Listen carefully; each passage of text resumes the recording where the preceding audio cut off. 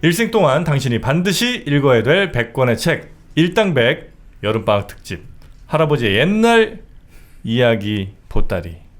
반갑습니다. 정프로입니다. 네, 정박입니다. 네, 안녕하세요. 이지선입니다. 네, 자, 제 일당백 오늘은 이제 녹음이 짙어가는 여름. 아주 그 뻔한 표현이죠. 네, 이 여름에 우리 자라나는 아이들에게 들려줄 만한 옛날 이야기 뭐가 있을까를 찾다가 오늘 이 책을 한번 저희가 찾아봤습니다. 이지선 씨는 혹시 할아버지나 할머니가 옛날 얘기 같은 거 좀 많이 해줬습니까? 기억이 하나도 안 나요. 해주셨는지 안 해주셨는지조차도 기억이 안 나요. 그렇습니까? 네. 해줄 필요가 별로 없었네요. 그러면 했다 해도 왜일까?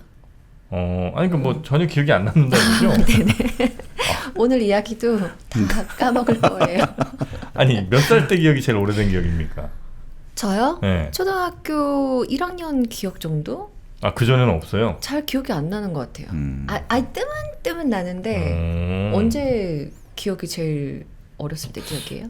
좀 강렬한 기억은 한 5살 정도가 있는 것 같습니다. 저도 5살 때 있어요. 뭐죠?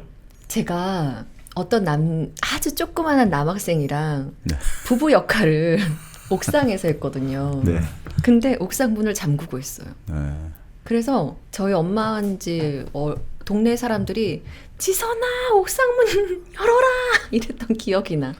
근데 그 친구랑 정말 어렸을 때 옥상에서 둘이 누워서 여보 했었어요. 그게 엄청 강렬한 기억이야. 그렇습니까? 네.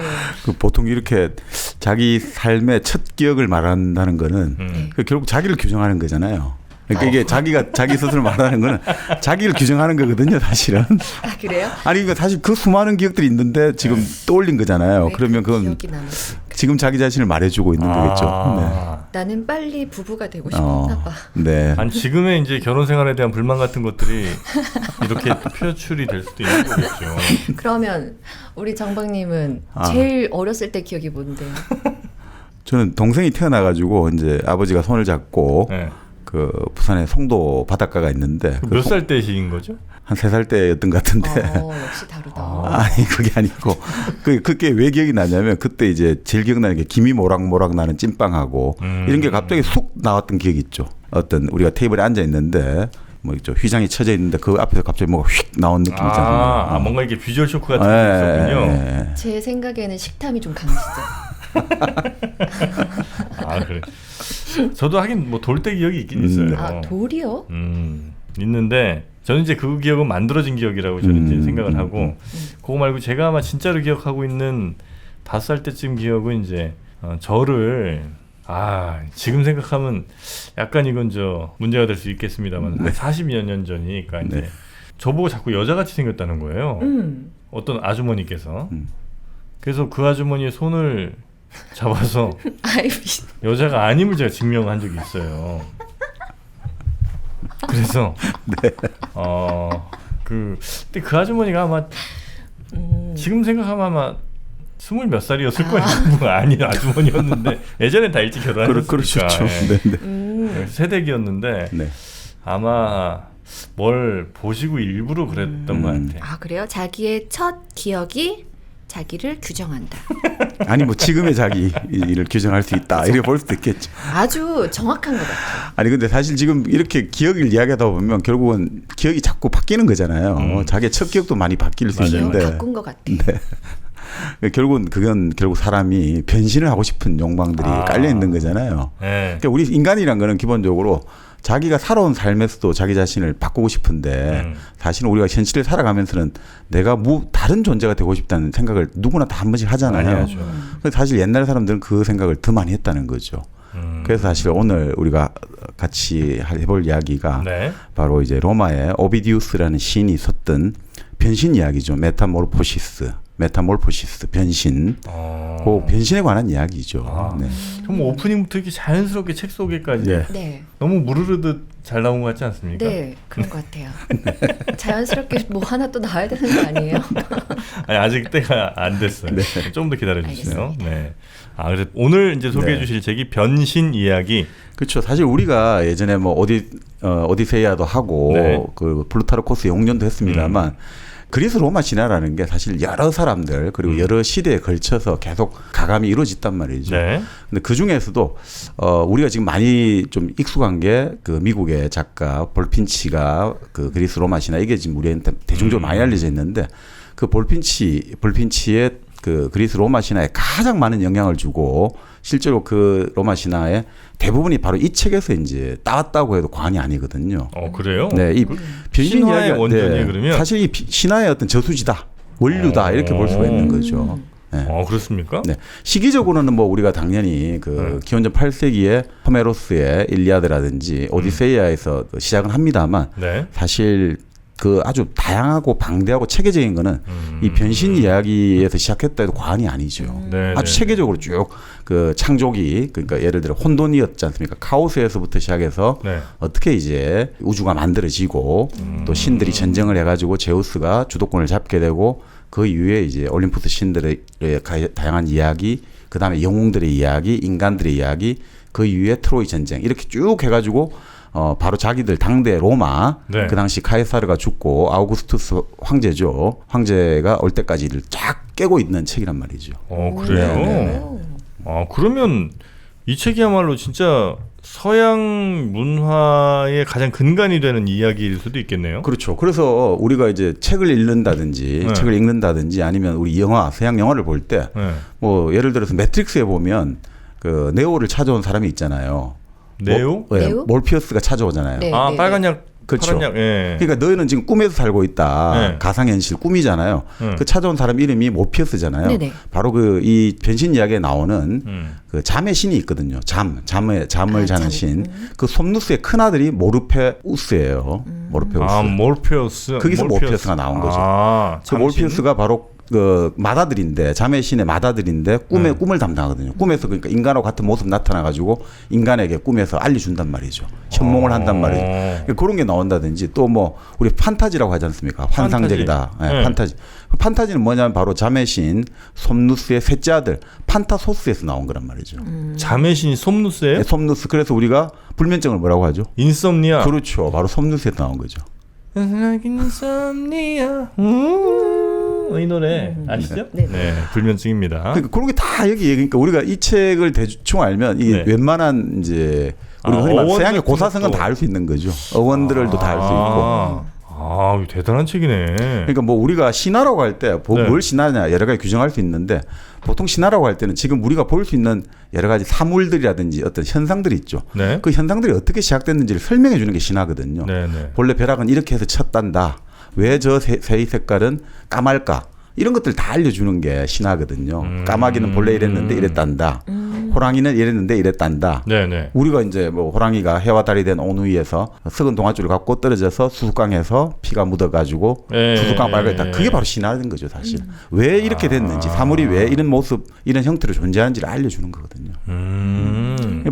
그런 의미에서 이 변신 이야기는 뭐 사실 이 변신 이야기 이 두 권을 이렇게 읽다 보면 웬만한 서양의 이제 일리아드 오디세이부터 시작해서 그리스 로마 신화까지 쭉 한번 다 꿰뚫어 볼 수가 있는 거죠. 그렇습니까? 아주 뭐 흥미로운 책 변신 이야기. 왜 근데 저는 이걸 처음 들어봤을까요? 변신 이야기. 들어봤어요, 우리 이지선 씨는? 아니요. 사실 이 변신 이야기는 서양에서는 서양 중세를 바탕한 중세를 이제 받쳐주는 두 가지 기둥이 있는데 하나가 기독교고 하나가 변신 이야기다 이런 이야기까지 하거든요. 그래요? 그만큼 이제 다양한 사상과 문학과 이런 것들이 원류가 된 거죠. 이 변신 이야기를 읽다 보면 우리 그리스 비극의 어떤 이런 것도 다 들어가 있고요. 예를 들어 가지고 그리스 비극에서는 인간이라는 게 결국은 사람의 한 살이라고 하죠. 한 평생이 잘 살았느냐 못 살았느냐 하는 거는 이제 결국 무덤에 묻힐 때 그걸 평가할 수 있다고 하는데 이 변신 이야기 읽다 보면 유명한 이제 집안들이 많이 나오거든요. 우리에게 익숙한 이름들도 많이 나오는데 예를 들어서 자기 그 피그말리온이 있죠. 자기가 조각하는 피그말리온. 그 피그말리온 집안에 정말 우리 좋은 걸로만 알고 있잖아요. 그 돌을 가지고 조각을 했는데 결국 그 돌이 사람이 돼 가지고 참 행복하게 살아 결혼하고 잘 살았다 이렇게 알고 있는데 실제로 그 위에 또 정말 비극적인 일들 이런 것도 나오고 뭐 어떻게 뭐 비극적인 건 결국 뭐 당시 이제 고대 그리스에서 가장 비극이라는 것은 결국은 근친상간이죠. 근친상간이라든지 가족 간의 살해가 가장 비극적인 거죠. 가까운 사람들끼리 예를 들어 우리가 그래서 가장 비극의 최고봉하면 결국 우리가 오이디푸스 왕을 꼽는 이유가 아버지를 죽이고 엄마와 결혼을 했다 이거죠. 그러니까 이게 비극인 거죠. 그러니까 그런 것들을 사실 참 변신 이야기에서 다양하게 볼 수가 있죠. 자, 변신 이야기 오늘 소개를 해주실 거고 이 쓴 사람이 오비디우스라고요? 네네, 오비디우스. 그 보통 이제 서양 영어식으로는 오비드 이런 말을 쓰죠. 오비드. 네. 이 사람은 이제 서사 시인이죠. 이게 사실은 시 형태로 되어 있는데 읽기가 좀 힘들잖아요. 그러면 그래서 이제 요거를 번역했던 이제 이윤기 선생이 좀 우리가 읽기 쉽게 이렇게 좀 이야기식으로 번역을 한 거죠. 아, 그렇습니까? 네네. 원래 이제 서사시처럼 돼 있었고. 그렇죠. 네. 이 책이 나온지도 이게 좀 된 모양이네요, 그죠? 오비디우스의 변신 이야기 같은 경우는 결국 오비디우스는 로마 사람인데요. 기원전 43년에 태어나가지고 서기 18년에 사망했단 말이죠. 그러니까 바로 그때 카이사르가 죽고 그리고 카이사르의 양아들이죠. 아우구스투스. 그 아우구스투스 옥타비아누스라고 하죠. 그가 이제 로마의 결국 초대 황제가 되지 않습니까? 바로 그때 살았던 사람이에요. 그 당시에 이 사람도 이제 나름 집안이 뭐 나쁘진 않은데 정치를 한다든지 관리가 돼야 되는데 글재주가 좀 있었나 봐요. 말도 잘하고. 그래서 이 사람이 그때 무슨 책을 썼냐면 사랑의 기술이라는 책을 썼대요. 사랑의 기술? 네. 근데 이게 아주 정말 뭐냐면 사람을 어떻게 꼬시느냐, 남자가 여자를 꼬시는 방법에 대해서 알려주겠다 이렇게 쓴 거예요. 아주 구체적인 테크닉을 딱 기술을 한 거죠. 기원 전 사람 아무튼 엄청 오래된 사람이 쓴 그거 한번 읽어보고 싶네요. 사랑의 기술? 아마 변치 않는 뭐 원칙 같은 게 좀 있긴 있겠죠. 그래도 계속 발전하니까. 그러니까 근데 그 책을 쓰다 보니까 당시 로마 황제 아우구스투스 입장에서는 그때 일종의 도덕 재무장 운동을 펼쳤거든요. 이제 너무 지금 우리 로마의 여성들이 너무 지금 음란하다. 그래서 예전에 금투사들이 벌거벗고 막 이걸 막 그 싸움하고 했을 거 아닙니까? 그걸 금투사 경기 관람을 금지시켰단 말이에요. 그러니까 이제 여자들 못 들어가 이렇게 된 거예요. 그러니까 이제 그 금투사들 몸도 구경도 못 하고 또 로마에 이제 병력 자원이라든가 인적 자원을 많이 그 만들어야 된다고 해가지고 50세 이하 여성들은 무조건 결혼하고 아이를 낳아야 된다. 50세 이하 여성은. 그러니까 이 그동안에 아주 다양하게 자유롭게 싱글 라이프 즐기던 그런 사람들도 그게 안 되니까 불만이 많이 쌓여 있었죠. 그 시대 살기 좋았네. 뭐 자유로웠다잖아. 아니 근데 그거를 탁 이제 막아선 거죠. 아우구스투스가. 근데 그 와중에 문제는 그렇게 막 이제 그렇게 이렇게 내가 내린 명령 안 지키면 큰 벌을 받을 거야 하고 있는데 문제는 바로 아우구스투스의 딸 율리아가 그걸 정면으로 어기는 거예요. 아버지가 뭐라 하든 나는 내 삶을 즐길 거야. 이렇게 자기 딸이 황제의 딸이 어떻게 해요, 그럼? 그러니까 거기에도 속을 썩이는 판에 또 황제의 딸의 또 딸이죠. 황제의 외손녀가 바로 지금 오비디우스하고 또 아주 불꽃 같은 연애를 즐겼단 말이죠. 그러니까 이 황제가 얼마나 기분이 나쁘겠습니까? 내 어떤 국정 과제, 국정 시책에 이렇게 협조를 안 하다니. 그래서 바로 오비디우스를 귀향을 보내버려요. 저 이제 요즘 치면 일종의 그 루마니아 땅 쪽으로 로마에서 완전 귀향을 보내버려요. 그러니까 이 귀향 가가지고 풀려야 될 거 아닙니까? 풀어놔야 되니까 이 책을 쓰기 시작한 거죠. 이래 써가지고 바치겠다.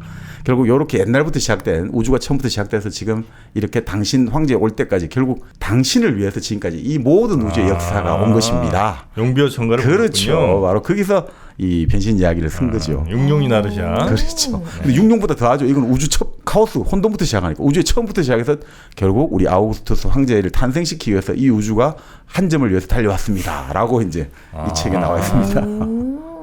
여기도 그럼 나름 창세기도 있고 뭐 이렇게 됩니까? 창세기가 있죠. 여기는 이제 혼돈부터 시작하는 거죠.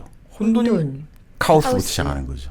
태초에 말씀이 있나요, 그다가? 그러니까 이게 여기는 이제 로마는 다신교였고 그 당시 이 우리가 유일 신에서는 창조 신화라고 하잖아요. 신이 만들죠. 근데 이런 그리스 신화 같은 경우는 개벽 신화죠. 뭔가 혼돈 상태인데 뭔가 쫙 깨지고 새로운 질서가 만들어진다. 여기 1번이 그래요. 1. 모든 것은 카오스에서 시작되었다. 그렇죠. 모든 것이 started by chaos. 그러니까 그게 우리가 그때 했던 거죠. 우리 우리가 그 예전에 그 프랑스 철학하면서 이 세계가 처음이 우리가 어떻게 인식하냐 이거죠. 혼돈이란 말이죠. 근데 우리가 언어를 가지고 말을 가지고 기호를 가지고 분절을 하기 시작했다 이거죠. 나누기 시작했단 말이에요. 그러니까 아날로그의 연속이란 말이죠. 연속된 아날로그죠. 근데 네. 그걸 나누기 시작한단 말이에요. 말을 가지고. 그래서 우리가 그때 락강할 때 잘라내기 시작한다는 거죠. 거세한다는 말, 잘라낸다. 아버지의 말을 가지고 이제 주입하는 거죠. 네. 자, 그런 것들로 가지고 이제 이 우주가 인식되고 이제 우리는 그걸 따라 가지고 결국은 지성이라는 게 발휘가 되기 시작하는 거죠. 네. 그래서 지금 말씀대로 뭐 시작하자면 바로 모든 것은 카오스에서 시작되었다라고 시작하는 거죠. 이 카오스가 여기서는 우리가 생각할 때 뭘까요? 그러니까 카오스의 반대말을 보통 우리가 뭐라고 알고 있습니까? 질서? 그걸 보통 뭐라고 하죠? 우리가 한번 책도 다뤘습니다. 일당백에서. 나는 모르니까 빨리 대답하세요. 그러니까 카오스가 혼돈이잖아요. 네. 질서니까 바로 코스모스죠. 아, 오, 코스모스. 코스모스가 우주도 되고 조화가 되고 질서가 되잖아요. 그죠? 코스모스 하늘 하늘 네. 비어 있는 길. 옛날로 주로 가십니다. 네. 네. 옛날 사람이에요. 아, 코스모스와 카오스. 그렇죠. 자, 그렇게 카오스가 결국 뭐냐면 여기서는 이제 참 재밌죠. 그 2000년 전의 사람인데도 이 카오스를 설명할 때 덩어리로 설명해요. 그냥 뭉쳐 있다 이거죠. 뭔가가 뭉쳐 있다. 근데 진짜 어떻게 보면 우주에 지금 우리가 과학을 하는 입장에서도 보면 결국 그 성운이라고 할까 덩어리가 참 뭉치는 그렇죠, 거잖아요. 그렇죠. 네. 덩어리 같은 게. 참 재밌어요. 이런 게 발상하는 발상이라는 게 좀 비슷한 것 같아요. 네네. 자, 그렇게 있는데 그러니까 결국 여기에 이 막 섞여 가지고 지금 막 이 혼돈스럽게 다 뒤섞여 있는데 여기에 종지부를 찍은 존재가 뭐냐? 바로 자연이다라고 얘기는 설명해요. 자연? 자연이라는 신이 종지부를 찍었다. 결국 여기서는 그러니까 어떤 유일신이 나온 게 아니라 자연 자체가 이제 신으로 이제 인식하는 거죠. 일종의 자연이 신이라고 하면 범신론으로 봐야 되나요? 어떻든 그런 느낌을 주는 거죠. 네네네. 자, 그렇게 해가지고 어떻게 했냐? 그러니까 뭐 가이아 이런 것도 아니고 그냥 자연. 자연이 이렇게 나오는 거죠. 네네네. 근데 이 자연이 하늘하고 땅을 구분하기 시작했고, 그러니까 이제 혼돈되어 있으니까 하늘과 땅을 나눠야 되겠죠. 네. 그 다음에 땅에서 땅과 또 물을 떼어내고, 그러니까 각각의 자리를 주기 시작한다 이거죠. 각각. 그러니까 이런 것들이 결국은 우리가 성경에 우리 창세기도 비슷하잖아요. 태초에 말씀도 있고 태초에 여러 가지 빛이 있으라 해가지고 빛이 생기고 그러면서 뭡니까? 처음에는 뭐 어둠과 빛을 분리하고 그래서 제가 예전에 어떤 분이 그런 이야기 했잖아요. 바로 창세기의 성경이라든지 이런 것들은 인간이 태어나가지고 인식하는 세계를 인식하는 과정을 그대로 묘사하고 있다. 우리 아이가 태어나가지고 모든 것들이 지금 아날로그 연속인데 어둡고 밝은 게 인식이 되기 시작하고 그리고 뭔가 위아래가 인식이 되고 좌우가 인식되면서 그러면서 하나씩 패턴을 가지고 우리가 개념을 갖기 시작한다는 거죠. 그러니까 사실은 여기도 하늘로부터 땅으로부터 물을 계속해서 어떻게 보면 이양 대립이에요. 계속 우리는 그러니까 인간인 이상 우리는 나와 너, 나와 나 아닌 것 이런 식으로 밖에 인식을 못 하겠죠. 그죠? 그거 아니면 우리가 인식할 수가 없잖아요.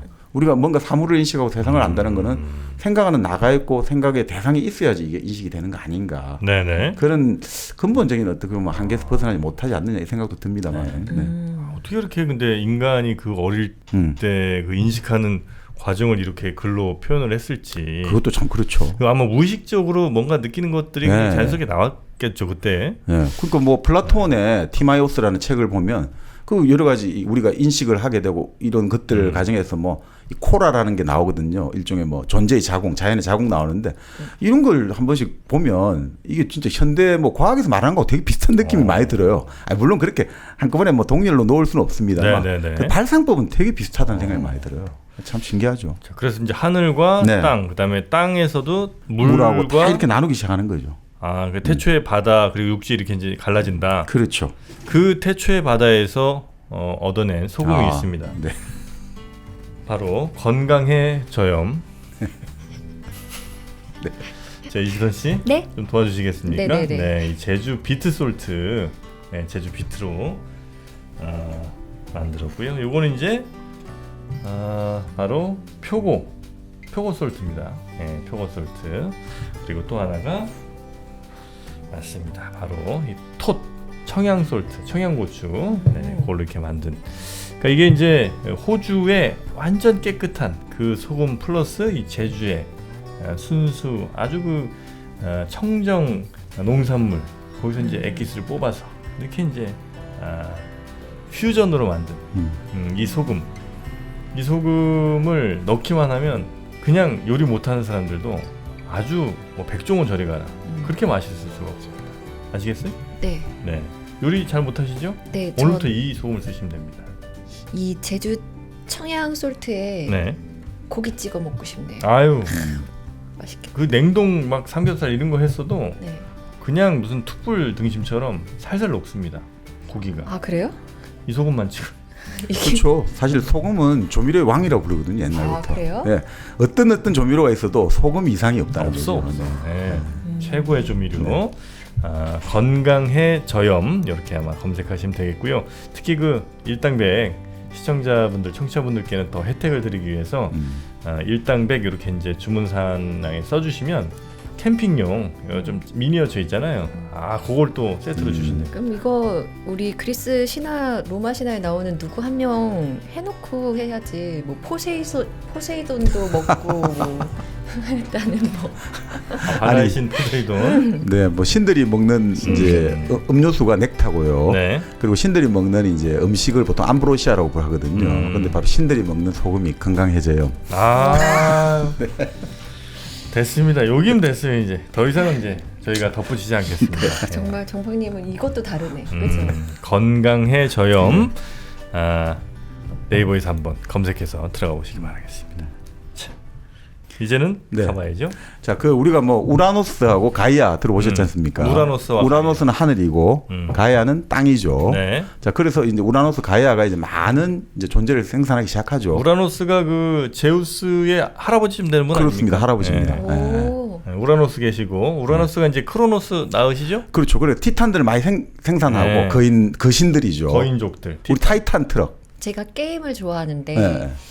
타이탄이 나오더라고요. 그렇죠. 티탄. 네, 티탄족. 근데 그 티탄 말고도 이제 우리가 그 오디세우스에 나오는 외눈박이 거인들 이런 존재도 많이 생산하는데. 큐클롭스. 그렇죠. 퀴클롭스. 네. 오, 맞아. 되게 똑똑하네. 외눈박이. 네, 이렇게 있는. 네. 그렇죠. 근데 문제는 우라노스가 좀 싫었나 봐요. 그 티탄들은 괜찮아 했는데 그래가지고 이제 자기 자식들인데도 가이아한테 계속 밀어 넣어버린 거죠. 쟤들은 움직이지 못하게 하는 식으로. 가이아가 꼼짝달싹할 수가 없잖아요. 자기 자식을 낳았는데 얘들이 활동을 못하고 계속 그러니까 결국 가이아 자궁 속에 들어있는 거죠. 그리고 우라노스가 계속 딱 붙어 있는 거예요. 결국 이런 분리를 안 하고 계속해서 붙어 있어야지 계속 존재를 만들어내니까. 그러니까 가이아가 신경이 났겠죠. 그래서 결국은 이 자기 자식들 중에 야 누가 너희 아버지 우라노스를 좀 혼내주겠냐. 그때 이제 손을 든 게 바로 막내 크로노스죠. 크로노스. 그래서 크로노스한테 낯을 하나 잘 간 낯을 하나 주는 거죠. 가이아가. 그렇죠. 네, 이렇게 낫 있죠, 큰 낫. 네. 네. 이렇게 생긴 그렇죠. 거. 네. 그걸 가지고 결국 크로노스가 자기 아버지가 좋은 시간을 보내고 좀 늘어지고 있을 때 그걸 가지고 잘라버린 거죠. 생식기를. 네. 아빠. 이렇게 숭. 네. 쓱. 자, 그래서 거기서 뭐 예를 들어가지고 뭐 여러 가지 분비물이 떨어져가 바다에 떨어져서 거품이 만들어졌는데 그 거품이 결국 이제 우리 요즘 지금 키프로스죠. 거기 섬에 도착해서 결국 거기서 태어난 게 바로 비너스, 아프로디테가 거기서 태어나고 결국 어떻게 됩니까? 우라노스는 놀래가지고 저 멀리 떨어졌겠죠. 네. 그래서 하늘하고 땅이 이제 저 멀리 떨어지게 된 거죠. 그래요? 네, 그래서 저 멀리 떨어진 거죠. 그럼 다시 생성은 되나요? 누가요? 그게 안 되지. 이제 끝났어. 끝났어요. 그래서 자식 없어요? 우라노스는 그 이유는 없지. 그 이후로는 가이아가 그 타르타로스라고 무저갱이죠. 끝이 바닥이 없는 지옥에 뭐 자기가 낳은 존재인데 또 거기하고 혼인이 아니라 관계를 가져가지고 티폰이라는 또 괴물을 만들어내서 자기 손자인 제우스를 또 치라고 하긴 하는데 결국 이제 그렇게 돼가지고 크로노스 입장에서는 결국 이런 거단 말이죠. 자기 자식이 너를 친다고 이 이야기를 들으니까 자식이 놓는 족족 다 자기가 잡아먹어 버린다 이거죠. 그러니까 하늘과 땅이 결혼을 했어.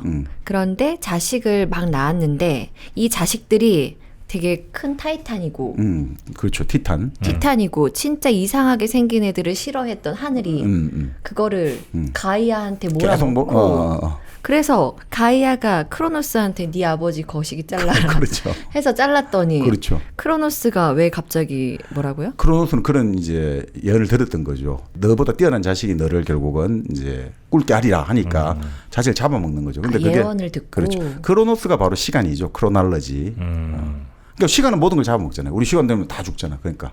그래서 시간이 의미가 거죠. 있는 거예요. 와. 네. 크로노스. 네, 크로노스. 왜 다 알고 계셨어요? 저요? 네. 일당백 지금 4년 차예요. 일당백 들으면 다 아는구나.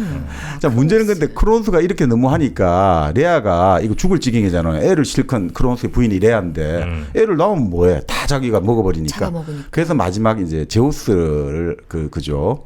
그걸 해가지고 제우스를 몰래 제우스 낳았을 때 안 주고 그냥 돌멩이 하나 주고 돌멩이를 씹어 먹고 제우스는 따로 키워가지고 제우스가 결국 힘을 얻어가지고 아버지를 제거하고 아버지를 저 밑에 가둬버리는 거죠. 네. 근데 문제는 할머니 가야가 보니까 제우스가 한 것까지 좋은데 이게 제우스가 지금 너무하다 이거지. 자기 아버지도 저렇게 너무 가둬버리고. 그래서 가이아가 어떻게 하느냐 또 다른 이제 자식을 놓은 거죠. 그게 말하는 기간테스. 거인들을 놓기 시작한단 말이에요. 그래서 제우스하고 이제 싸움이 벌어진 거예요. 신들의 전쟁. 그걸 이제 우리가 기간토 마키아라고 부르는 거죠. 예. 제우스가 그렇게 너무 앞서 나가니까 세대 교체가 너무 빨리 돼버렸잖아요. 그러니까 가야가 보기에는 좀 이게 안 맞기도 하고 또 제우스 아버지 세대들 삼촌들이 보기에는 너무 방자하잖아. 그러니까 티탄들하고 먼저 싸움을 해요. 네. 거신들하고. 그러니까 결국 조카 삼촌 간에 이 싸움이 벌어지는 거죠. 자, 거기서 이기고 나서 제우스가 의기양양하니까 또 할머니 가야가 보니까 이게 너무 함부로 한다.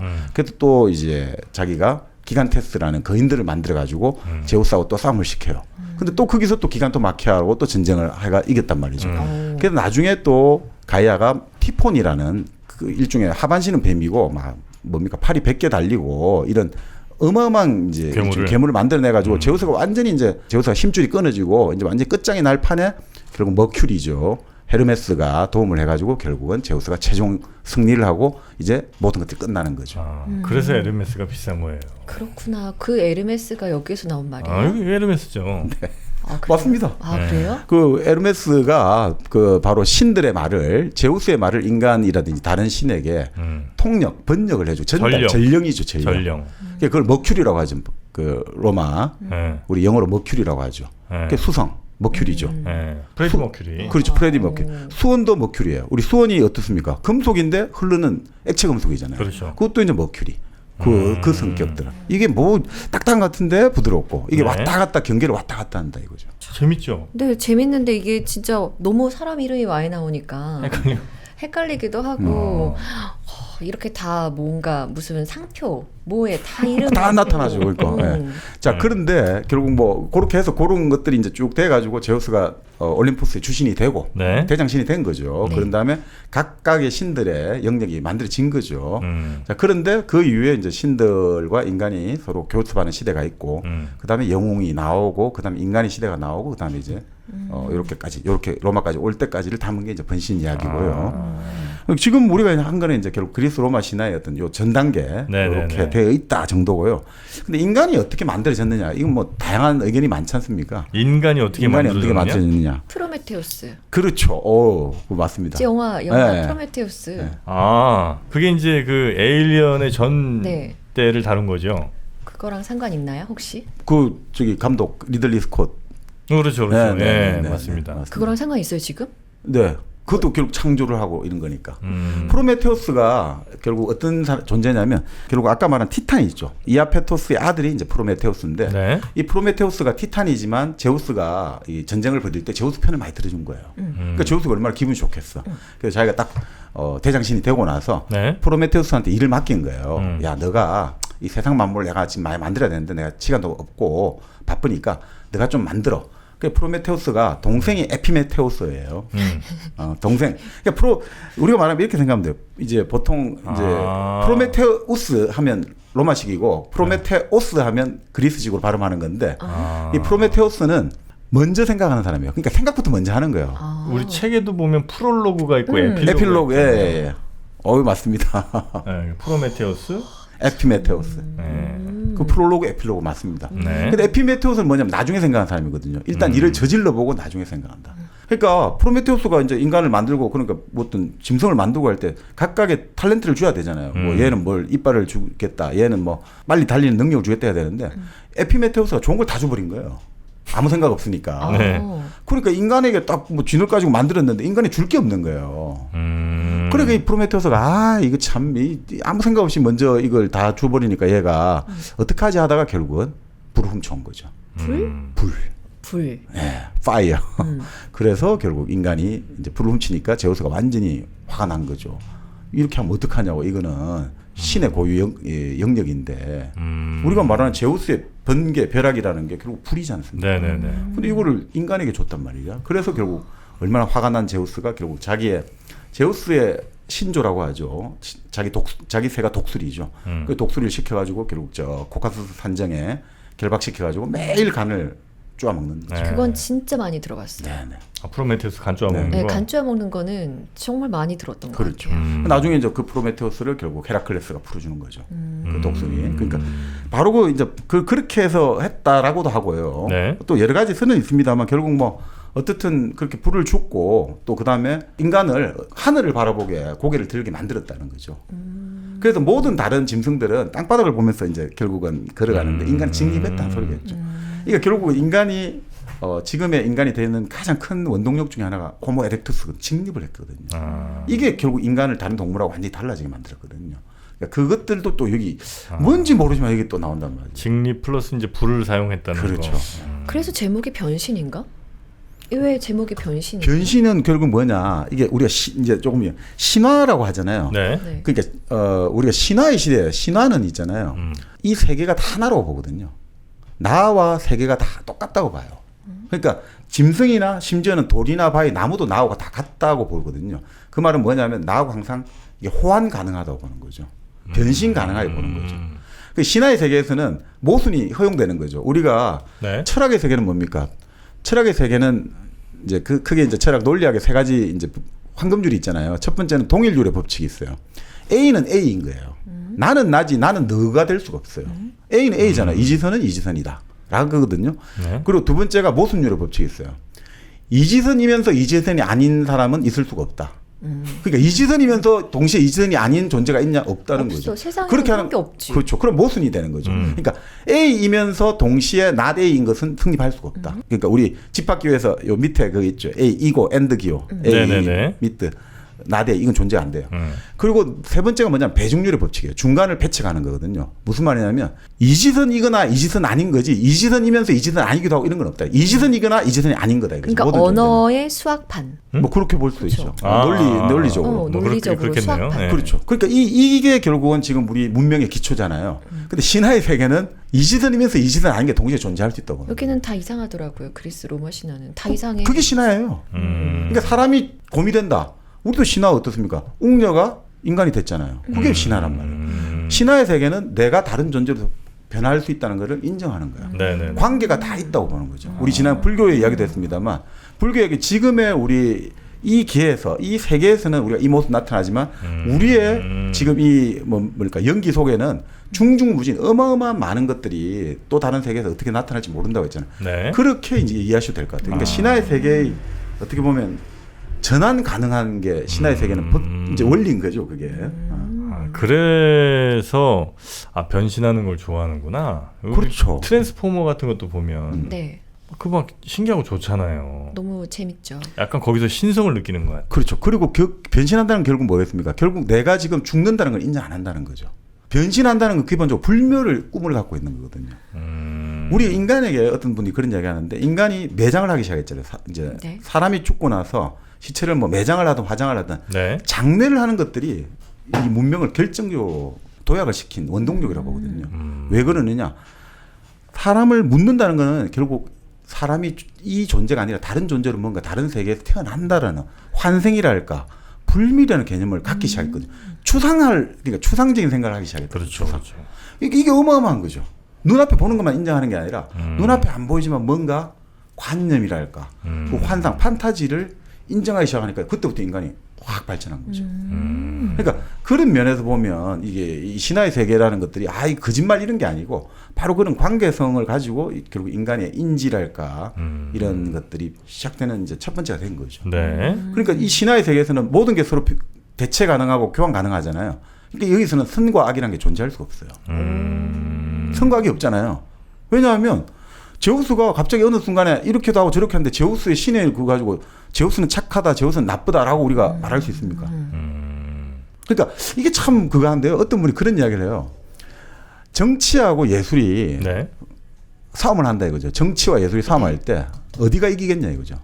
우리가 볼 때 정치와 문학, 정치와 미술이 정치와 음악이 딱 싸움을 해요. 네, 그러면 이겼다는 기준이 뭐야 여기서? 뭐 그 여러 가지 해석할 수 있는데 그 결국 오래 남는 것이 또 될 수가 오래 있고 남는 것. 뭐 여러 가지 아니면 더 많은 사람들이 영향을 미친다라고 저는 정치라고 생각합니다. 그럴 수 있죠. 꼭 들었어야 됐을까? 죄송합니다. 아니 근데 그러니까 그런 면에서 우리가 네. 뭐 오랫동안 남을 수 있고 영향을 줄 수 있느냐 뭐 그런 측면에서 한번 비교를 해볼 수도 있겠죠. 근데 이제 어떤 분이 그런 이야기를 해요. 자기는 왜 예술이 정치보다 이기냐 이거죠. 이긴다는 말이 좀 어폐가 있을 수 있습니다만 워낙 지금 정치가 뭐 예술가들 정치인들 앞에서 꼼짝 못하는 것 같은데 꼭 그렇진 않다라고 하면서 이런 이야기를 해요. 정치와 문학, 정치와 예술이 정면 승부를 하면 당장은 지는 것 같아도 문학이나 예술이 아무 힘이 없는 것 같은데 궁극적으로 이긴다는 거예요. 왜냐? 문학이나 예술은 정치보다 더 넓고 더 깊다는 거예요. 더 넓고 더 깊다. 뭐가요? 자, 정치의 본질은 뭡니까? 정치의 본질은 적과 악운을 나눈 거예요. 선과 악을 나눈 거예요. 나는 정이고 상대는 불이에요. 그렇게 해가 정치가 성립하는 거예요. 내가 착한 놈이고 저 놈들은 나쁜 놈이에요. 나한테 표를 주세요. 그게 정치의 본질이에요. 내가 하는 건 정이에요. 나는 하는 게 정이고 저희들은 악이에요. 이게 정치의 본질이거든요. 그런데 문학이나 예술은 그 악과 예를 들어 가지고 그걸 말하는 문학들이 있을 거잖아요. 이게 우리가 말하는 메시지를 들어주세요. 이게 우리 진짜 이 세상의 진리입니다. 라고 하는 거는 문학으로 우리가 칩니까 안 칩니까? 그 문학으로 안 치죠. 선전선동이라고 보죠. 네네. 그거는 하나의 어떤 선전물이고 선동물이지 문학으로 안 보죠.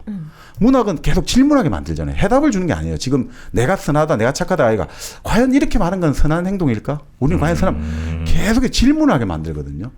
그러면 어떻게 하느냐? 지금 말씀대로 더 넓게, 더 깊게 만들어낼 수가 있죠. 이 세계를. 나의 삶을 더 넓고 더 깊고 더 두텁게 만들어주는 건 정치가 아니라 바로 문학과 예술이란 말이죠. 그러면 이 책에 있는 수많은 물음들 있잖아요. 네. 사실 모순 덩어리잖아요. 네. 그게 이때까지 계속 사람들을 계속 이렇게 자극하면서 온 게 수많은 질문들을 던지고 그렇죠. 사람들의 욕망을 건드리고 네네. 그래서 그런가 보죠. 그 질문을 던지게 만들어야지 인간이 발전하거든요. 예를 들어 처음부터 손쉬운 답이 있으면 인간은 발전할 이유가 없잖아요. 네. 답이 다 나와 있는데 왜 우리가 머리를 씁니까? 아, 저는 그리스 신화 뭐 이런 신화를 보면 네. 너무 모순 덩어리고 네네. 너무 그러니까 다 바람 피잖아요. 다 뭔가 누굴 죽이고 바람 피우고 네. 막 여자 납치해서 네네. 막 하고 이게 상식적으로는 좀 납득이 안 되는데 아직까지도 이렇게 오랜 세월 동안 사람들이 그리고 유튜브 조회수 보면요 이런 그리스 로마 신화 조회수 되게 높더라고요. 아, 그래요? 네. 그래서 사람들이 왜 이렇게 좋아하지 했는데 그 원초적인 뭔가를 건드리나 보다 질문과. 그러니까 결국 우리가 좋아하는 것들은 우리가 갖고 있는 근원적인 감정, 원초적 정서에다가 지금 우리 시대가 관심을 가지는 것들이 결부될 때 결국은 그게 가장 강력한 힘을 가지게 되죠. 그러니까 이제 어떻게 보면 예술가라는 사람들은 지금 우리가 알고 싶다라든지 아니면 우리가 욕망하고 있다든지 우리가 뭔가 불안해하고 있는 것들을 그렇지만 차마 표현할 수 없는 것들을 다 건드려주는 거죠. 예를 들어 기생충이라는 영화가 사람들에게 네. 인기를 끌고 세계인들의 인기를 끈다는 것은 지금 뭔가 이 표현하고 싶은데 표현하지 못하는 것들을 이 사람이 건드려주는 거죠. 뭐 양극화라든지 네. 뭐 이런 거에 대해서 기생충이라는 영화가 딱 보여주는 거에 사람들이 많이 이렇게 자극이 되고. 그렇죠. 근데 그게 단순하게 영화가 히트를 네. 치려면 양극화만 갖고 하는 영화는 너무너무 많잖아요. 그렇죠, 그렇죠. 그렇게 하는 영화는 아까 말씀드린 대로 그건 선전이거든요. 근데 거기서는 좋은 영화나 좋은 작품은 계속해서 새로운 관점에 따라서 새로운 해석을 보여주면 그게 진짜 좋은 영화인 거죠. 그러니까 사실은 우리가 너무 지금 양극화나 사회적인 시선만 갖고 우리가 그걸 보고 있잖아요. 기생충을. 네. 근데 이제 서울대학교의 그 김상환 교수 같은 경우는 그 락강의 상징계, 상상계, 실제계 관점에서 무의식의 관점에서 그 영화를 분석을 했는데 너무너무 재밌더라고요. 이거 관점에서 보면 엄청 재밌어요. 그 영화가. 이 주인공들의 너무 이야기가 좀 길어지는데. 네.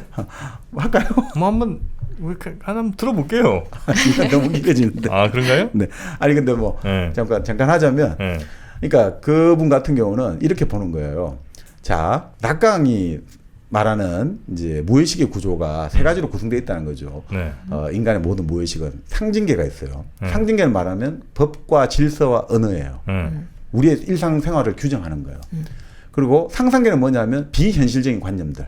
우리가 말도 안 되는 백일몽, 막 엉뚱한 생각 네. 이런 게 이제 상상계예요. 상상 말 그대로 몽상하고. 그리고 실제계는 뭐냐면 실제계의 세계는 그 성적인 어떤 뭐라고 할까 리비도라든지 성적 충동이라든가 아니면 죽음의 충동 있죠. 공격을 한다든지 다 뭐 모든 걸 없애버리고 싶은 그런 그 원초적 에너지가 막 넘실넘실 넘치는 공간이 실제계예요. 근데 이 인간은 이런 것들이 다 의존해가 이게 이 중에서 하나라도 없으면 인간의 삶은 엄청나게 위험해지거든요. 그래서 이제 이 영화를 그렇게 해석해 주는 거죠. 만약에 상상계가 없잖아요. 네. 상상계가 없고 실제계하고 상징계가 서로 딱 만나버리잖아요. 상상계가 없어요. 비현실적인 관념이 없이 네. 법과 질서가 있고 그리고 원초적인 충동, 폭력만 있잖아요. 그게 만나면 어떻게 되느냐? 잔혹한 폭력과 살인이 일어나는 거죠. 왜냐하면 그 충동의 욕망이 정의의 법의 이름으로 그냥 막 집행이 되는 거죠. 예를 들어서 뭐 그 김상환 교수 이야기는 그것이 결국 뭐냐 우리가 종교의 근본주의라든지 원리주의 이런 거 있죠. 자, 우리 종교의 이름으로 법의 이름으로 다 죽여버리는 거예요. 다 모든 살인이 투영되는 거죠. 상상계가 없어요. 비현실적인 관념들. 그 상징계의 어떤 그 질서랄까 법이 가지는 그 딱딱하고 이런 것들 네. 그리고 실제의 그 정말 막 넘실넘실 되는 그 공격적인 에너지들을 중화시켜 줘야 되는데 비현실적 관념 그게 없어질 때 둘이 딱 만나버리면 네. 난리가 난다는 거죠. 그런데 실제계가 그럼 실제계가 위험하니까 상상계하고 상징계만 만나면 어떻게 되느냐? 실제계가 없이 그 대표적인 게 바로 그 영화에 나오는 사모님이라는 거죠. 사모님이 항상 한 김이 빠져 있잖아요. 조여정 씨. 네. 상징계 남편이를 상징되는 상징계와 그리고 그 백일몽적인 생각하고 있는 거 요것만 갖고 있고 이 실제계의 그 에너지가 없으니까 항상 김이 빠져 있는 느낌이 듭니다. 그러면 또 말 그대로 상징계가 없이 상상계와 실제계만 만나면 어떻게 되느냐? 네. 그게 바로 그 송강호? 아니죠. 그 아이인 거죠. 아이가 그림 이상한 그림 그리나죠. 분열을 일으키는 거죠. 분열. 상징이라는 질서와 법이 없기 때문에 없는 상태에서 비현실적인 관념을 갖고 있다가 실제계의 어떤 이런 그 뭡니까 지하 인간을 딱 마주치면서 애가 완전 귀신으로 보고 분열을 일으키는 거죠. 그러니까 결국은 뭐냐면 이게 다 같이 서로 이 중에 하나도 없으면 결국 인간의 세계는 건강하게 될 수가 없다는 거죠. 그 예를 들어서 존경받는 사장님은 네. 부인이라는 상상계가 이거를 중화를 시켜주기 때문에 그것들이 잔혹한 형태 안 나가고 사회생활하면서 또 다른 사람들에게 아주 존경을 받고 이 온화한 걸로 베풀어질 수가 있는 거고, 그리고 또 실제계가 없다면 아까 말씀드린 이거 김이 빠지니까 또 안 되는 거고, 또 뭐 다 그런 식으로 각각이 다 있는 거죠. 네네네. 그러니까 그런 것들이 다 맞물려져 가지고 우리가 볼 수 있다는 거죠. 그러니까 제가 참 그 재밌게 읽었는데 네. 그 말은 뭘 뜻하냐? 결국은 좋은 작품이나 좋은 것들은 정말 요거에 한 작품에 한 메시지 있는 것은 선전선동이거든요. 요걸 요렇게 볼 수도 있고 저렇게 볼 수 있고 예전 10년 전에 볼 때는 이렇게 읽혔는데 지금 보면 이렇게 읽히더라. 이게 결국 그 문학이나 예술이 정치에 이길 수 있는 길이 되는 거죠. 제가 어렸을 때 느꼈던 거는 되게 말도 안 되고 야하고 이상하다였다면 성인이 된 상태에서 읽으니까 부럽다. 아, 뭐 신화 얘기들이. 네, 부럽다. 자유롭구나. 제우스신 뭐 하나 나 잡아보면 좋은데. 농담이고. 네. 네. 어렸을 때 읽은 거랑 확실히 커서 읽는 거랑 좀 다르긴 다르죠. 신화가. 많이 다르죠. 이런 신화의 이야기들이 이 책에 이제 잘 그렇죠. 녹아져 있고요. 자, 그러면 이제 우리가 태초에 이제 그 하늘과 땅 분리되고 이제 쭉 가다가 그다음에 이제 제우스가 권력 가졌고. 그렇죠. 그런 다음에 이 책에서는 네 가지 시대가 있었다고 봐요. 네 가지 시대. 첫 번째는 황금의 시대. 황금. 네. 자, 황금의 시대는 뭐냐면 이때는 말 그대로 우리가 이렇게 볼 것 같아요. 중국어로 치면 대동세상. 법도 필요 없고 왕도 필요 없고 정말 모든 사람이 서로 믿고 살아가는 사회. 서로가 서로 다 도와주고 서로가 뭐 필요에 의해서 얼마든지 자기 살아갈 수 있는 행복한 시대. 그러니까 대지는 농사를 안 지어도 인간에게 필요한 것을 그냥 대지가 다 내주는 거예요. 모든 것이 완벽한. 그렇죠. 그러니까 인간은 여기서 너무너무 행복하게 살아갈 수 있는 거죠. 그러다가 어떻게 됐느냐? 아까 말씀 주피터, 여기서 유피테르 나오는데 주피터, 유피테르, 제우스입니다. 영어로는 주피터, 로마식으로는 유피테르죠. 이 유피테르가 지배권이 확립됐어요. 제우스가 더 아시니까 제우스가 확립되니까 이때부터가 은의 시대가 된 거예요. 실버 에이지죠. 네. 그 골든 에이지에서 이제 실버 에이지가 왔어요. 자, 이럴 때는 황금의 시대는 1년 사계가 없고 항상 봄이었거든요. 상춘이란 말이죠. 정말 좋은 계절 아닙니까? 항상 상춘의 계절. 딱 그냥 덥지도 않고 춥지도 않고 항상 따뜻하게 좋았는데 이제는 사계절이 생겼어요. 겨울이 생긴 거죠. 그리고 농사를 시작해야 돼요. 농사를. 그러니까 이 농사를 시작하면서 이제 그리스 신화에서는 데메테르라고 하는데 케레스 여신이 나오죠. 이제 로마식으로 말하면 케레스 여신. 이 케레스 여신이 곡물을 이제 우리에게 키워주는 거죠. 네. 그래서 그걸 우리가 지금 열심히 먹고 있죠. 아침마다 지금 특히 미국 사람들이 열심히 먹고 있죠. 케레스를 이제 미국에서 세레스라고 부르죠. 시리얼이죠, 바로. 그 바로 여기서 나온 거죠. 시리얼을 네. 이제 보면 케레스가 네, 생각나요. 바로 시리얼, 그게 네. 시리어스, 바로 케레스, 세레스에서 이렇게 나온 겁니다. 바로 이 세레스 여신, 케레스 여신에서 나온 겁니다. 네네네. 자, 그 다음에는 뭐냐? 이제 은의 시대도 지나고 청동의 시대가 열렸다는 거죠. 네. 네. 브론즈 에이지죠. 이 청동의 시대에서는 이제 사람들의 이제 아주 성품이 거칠어져 가지고 무기를 잡기도 시작하는 거죠. 전쟁이 일어났구만. 근데 완전 전쟁까지 하면 좀 다툼이 이제 본격화된다. 그 다음에 결국 이제 아이언 에이지죠. 철의 시대가 온 거죠. 이때부터는 이제 막 금속이 철이 이제 병기를 만들 수 있으니까 전쟁이 본격화된 거죠. 자, 그렇게 해가지고 난리가 났다 이거죠. 이런 시대가 됐다. 철의 시대. 그래서 이게 막 결국 이 책에서 보면 이런 식으로 금의 시대에서 은의 시대에서 이렇게 쭉 결국 어떻습니까? 시간이 지날수록 타락한다는 거죠. 요즘에 진보사관하고 완전히 다르죠. 퇴보사관이죠. 네네. 인간은 옛날이 좋았다는 거죠. 무슨 뭐 반지의장이며 하여튼 그런 판타지 관련된 컨텐츠들 보면 항상 약간 요거랑 좀 비슷한 것 같아요. 네. 황금의 시대 늘 평화롭고 막 잘 살던 때가 있었고 그러다가 이제 뭐 좀 나쁜 놈이 나타나갖고 이제 그 질서가 좀 네, 무너지고 이제 다시 이제 그거를 되돌리려는 뭐 인간들의 노력 네. 이렇게 하면서 이제 영화나 이런 것들이 만들어지는 걸 보면 대체로 이런 아주 태초에 그 평화롭던 시절을 이야기하는 네, 네. 약간 성경도 좀 그 성경은 그렇죠. 근데 좋았죠. 그 맞습니다. 네. 그래서 지금 인간이 타락을 했고 쫓겨나서 근데 마지막에는 결국 또 심판을 받아가지고 또 네, 잘 네, 산다 이런 심판 사관이 되어 있죠. 그런 게 좀 있는 것 같아요. 그래서 사실 지금 말씀대로 중국도 네. 마찬가지죠. 중국은 사망 오제 때는 대동세상 제일 좋았는데 그다음 하은주 3대는 소강시대. 네. 요거는 막 적당히 작을 소자 편안할 강자. 근데 그 이후로는 지금 춘추전국가 개판이 돼버렸다. 네. 이렇게 이제 가는 거거든요. 그러니까 근본적으로 근데 이렇게 설정하는 까닭이 있을 것 같아요. 왜 이렇게 그러면 예전이 좋았다고 설정을 해야 되느냐. 그 까닭이 있을 것 같아요. 예전이 좋았다고 사람들한테 얘기를 해줘야 해줘야 요것들이 열심히 일을 해서 예전에 좋았다고 얘기를 해줘야 아 맞습니다, 지금. 맞아요. 아 그래요? 아니 롤 모델이 있어야 되거든요. 인간은 지금 우리가 옛날이 좋았다는 롤 모델이 있어야 지금을 열심히 일할 수 있거든요. 롤 모델이 없으면 이럴 수가 없잖아요. 나 좀 이렇게 배워가고 있나 봐. 아 그래서 과거에 그 좋은 좋았다는 걸 롤모델들 설정해야죠. 네. 보여주고 니네 이렇게 옛날처럼 열심히 좀 일해서 그렇죠. 불만 없이 좀 살아라. 네, 네. 종교도 마찬가지잖아요. 자, 부처도 승부를 했다. 그죠? 스카모니도 봐라. 인간의 몸인데 고달마 시다르타가 스카모니가 되지 않았냐. 또 마찬가지로 예수 그 요셉의 아들 아니냐. 그런데 예수가 되지 않았냐.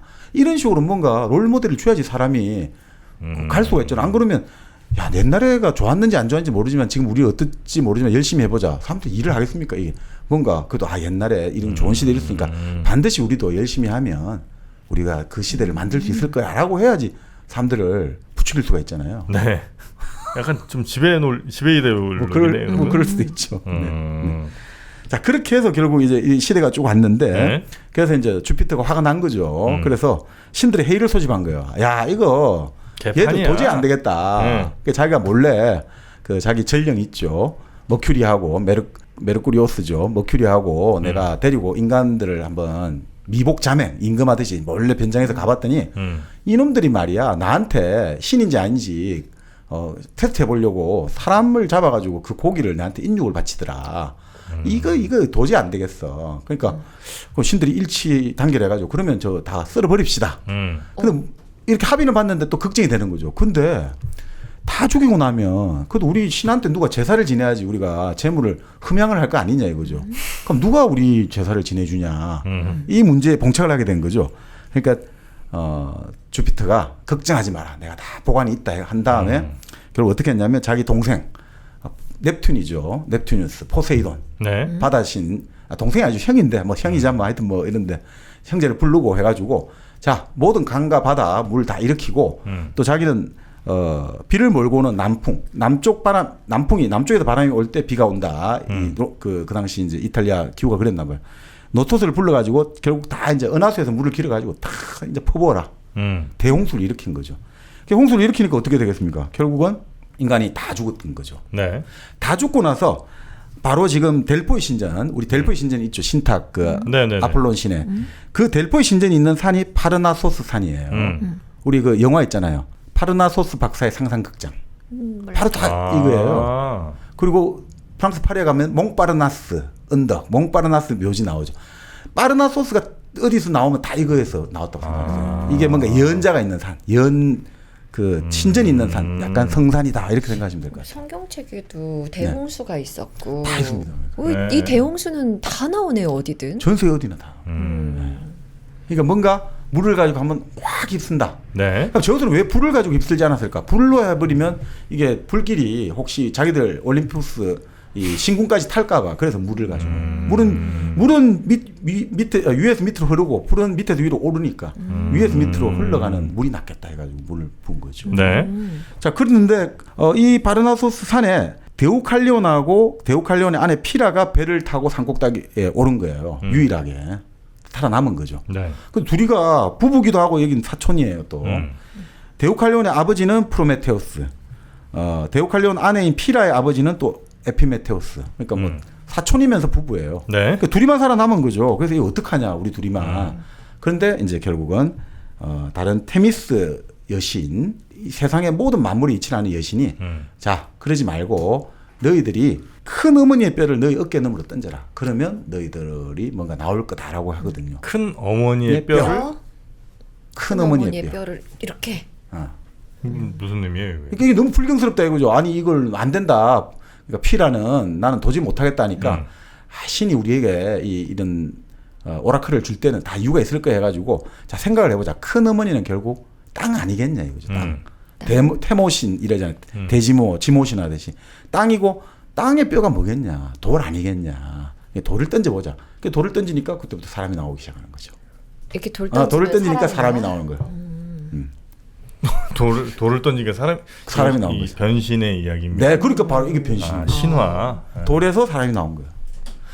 그래서 오비디우스가 이야기하는 그래서 우리 인간은 돌처럼 강인하다는 거예요. 돌이 얼마나 강인하고 변하지 않느냐. 그래서 인간은 강인하다 이거죠. 네네네. 거기서 새로운 인류가 태어났다는 거예요. 한번 싹 다가 없애고 그러니까 항상 보면 뭐 어느 나라 신화도 보면 인간들이 초기에 나서 막 뭐 하다가 죄를 많이 져갖고 또 한번 샥 없어지고 나서 새로운 인류가 시작된다. 항상 그렇게 하는 것 같아요. 그런 얘기들이 있군요. 네. 자 그런데 이제 거기서 이제 결국 뭐 여기서 보면 옛날 사람들 생각인데 진흙에서 자꾸 생명체가 났다고 보거든요. 네. 예전에 나일강이 범람하고 나면 이제 맞아. 곡물이 자라다 보니까 뭐 진흙이 뭔가 생명체 난다고 이 생각을 했나 봐요. 그래서 결국 땅에서 뭔가 이제 생명이 계속 만들어진다라고 생각을 했고, 그래서 결국 이 가이아가 뱀을 많이 만들어내는 것 같아요. 뱀. 또 왕뱀 피톤이라는 큰 뱀을 이제 지어냈다고 하거든요. 이제 만들어내니까 그거를 우리 아폴론 신이 화살 몰고 다니잖아요. 화살 갖고. 네. 화살 수천 발 쏴가지고 그 뱀을 이제 물리친 거죠. 그래서 물리치고 나서 이제 이걸 기념해가지고 이제부터 내가 이 큰 왕뱀 피톤을 물리친 걸 기념해서 이제 대회를 열자. 레슬링 대회도 하고 이런 대회를 열고 거기서 이긴 사람한테는 떡갈나무 잎으로 관을 씌워줬다. 처음에는 떡갈나무예요. 그러니까 이 책이 왜 지금 제가 이 이야기하냐면 여기서부터 쭉 이렇게 이어가는 거예요. 계속해서. 이제 아폴론 이야기 나온 이유가 지금 월계관 이야기 하려고 이렇게 나온 거거든요. 자, 가이아가 지어낸 왕뱀을 아폴론이 쏴 죽였어요. 네. 그런 다음에 이걸 기념해가지고 대회를 만들어가지고 이긴 사람한테 떡갈나무 잎을 줬는데 어느 날 아폴론이 길을 가다가 그 꼬마 있죠. 큐피드. 큐피드도 화살을 몰고 다니잖아요. 사랑의 화살. 그러니까 큐피드를 보고 막 비웃었거든요. 야 이놈아 어린 놈이 무슨 화살을 갖고 다니냐. 화살은 이런 어르신이 갖고 다니는 거야. 그러니까 큐피드가 화가 나가지고 그래 내 화살 맛 좀 볼 텐가 하면서 결국 아폴론에게는 금 화살을 쏜 거예요. 누구나 보면 사랑에 빠지는. 그리고 바로 우리가 아는 다프네라는 그 여인에게는 요정에게는 납화살을 쏜 거예요. 이 납화살을 맞으면 남자가 너무너무 싫어지는 거죠. 남신이든 남자가 싫어. 자 그렇게 해서 결국은 쏘니까 어떻게 되겠습니까? 우리 아폴로는 사랑에 반해버려갖고 계속 쫓아가는 거죠. 그 다프네 너무너무 싫은 거죠. 스토커 된 거죠. 그렇죠. 그러니까 계속 쫓아다니까 결국 잡을 수밖에 없잖아요. 그러니까 이 다프네가 본래 그 강의 딸이거든요. 강신의 딸이거든요. 그러니까 아버지 제발 나를 살려주세요. 뭐 이렇게 기도를 하니까 결국 뭐로 바뀌냐? 결국은 뭐 어떤 나무가 됐죠. 아 월계수가 된 거죠. 네, 월계수. 그래서 어떻게 씁니까? 너무 그 조각품이 있거든요. 그 조각품 정말 잘 만들었는데 지금 막 변신하기 직전에 다프네를 막 따라잡은 아폴론. 그 조각품이 너무너무 멋있어요. 그거 보고 있으면 정말 잘 만들었는데 변하는 중간 정도. 변신, 네. 나무도 좀 됐다가 뭐 그렇죠, 거죠. 그렇죠. 네. 그래서 그때부터 아폴론이 그 나무를 너의 잎으로 월계관을 만들어서 항상 너를 기념해 줄게. 이래서 이제 그다음부터 올림픽에 이긴 사람한테 항상 월계관을 주는 게 됐던 거죠. 그래요? 근데 본래 이렇게 이루어지지 못한 사랑은 본래 나무나 꽃 이렇게 식물로 많이 변해요. 희한하게 또 보면. 그것도 뭔가 또 뭐 법칙이 있겠죠. 있겠죠. 네. 그래서 그 제우스의 또 사랑을 너무나 많이 받은 그 여성은 커피나무로 또 바뀌었거든요. 네. 그래서 커피 열매가 열려서 그 열매를 우린 지금 먹을 수 있잖아요. 네네. 바로 1kg 커피가 여러분과 또 함께 하고 있습니다. 1kg 커피 요즘 저 드셔보시고 직접 후기 남기는 분들이 많아지고 있습니다. 1kg 커피 드신 분들은 알죠. 이 커피가 보통 그냥 뭐 시중에 파는 이런 원두 이런 로스팅이 아닙니다.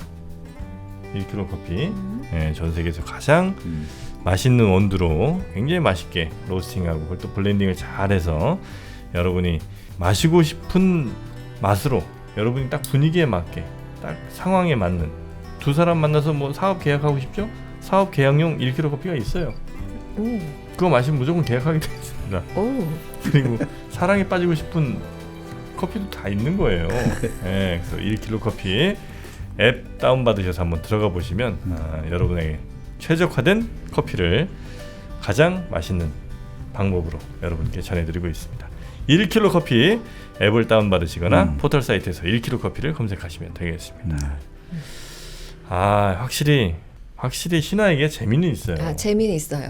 좀 자극적으로 해주세요. 자극적인 부분도 가봅시다. 자극적인 게 이제 바로 2부에서 또 이어지잖아요. 그래요? 네, 우리 1부는 약간 교육적으로 가고 또 왜냐면 이제 초등학교, 중학교 학생들도 듣기 때문에 2부는 조금 강도가 좀 더 세진다는 거 이렇게 미리 예고를 해드리고 2부로 넘어가도록 하겠습니다.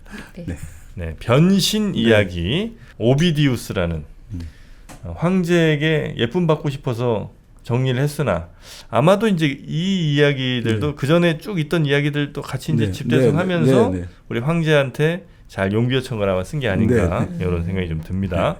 태초의 시간부터 황제의 시간까지 쫙 정리해놓은 변신 이야기라는 책 저희가 2부에서 계속해서 전해드리도록 하겠습니다.